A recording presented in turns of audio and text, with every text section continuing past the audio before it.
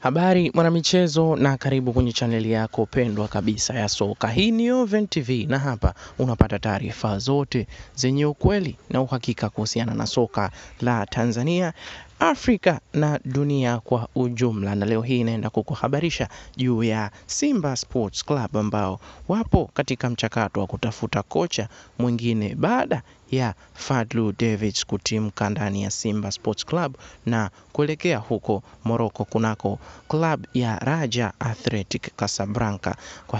Kwa hivi sasa Simba Sports Club mchakato umeshakamilika wa kumpata kocha na tayari rasmi kocha amepatikana, na kinachosubiriwa tu ni kutangazwa kwake, ambapo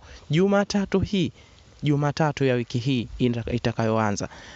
rasmi Simba Sports Club watakuwa na mwajiri mpya wa nafasi hiyo ya ukocha, nikimaanisha kuwa Simba watakuwa na kocha mpya na rasmi ataanza majukumu yake.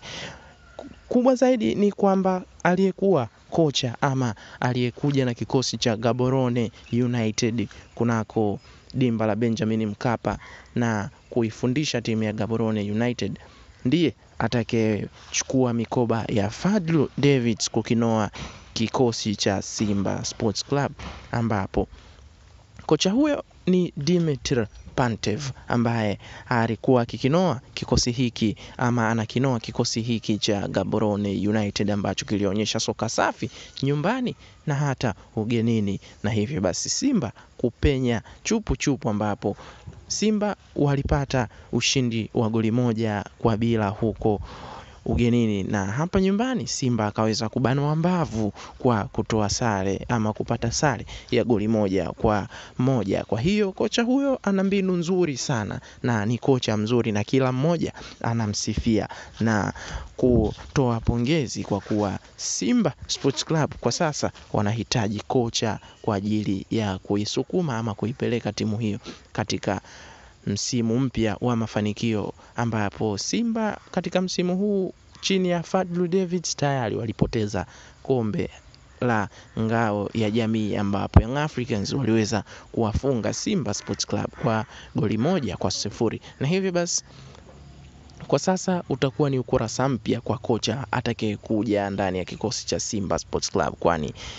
atatakiwa kuanza majukumu upya na kusuka tena timu upya kwa ajili ya kuwa na timu ambayo itakuwa bora zaidi kushindana ndani na nje ya michuano ya Tanzania, nikimaanisha NBC Premier League,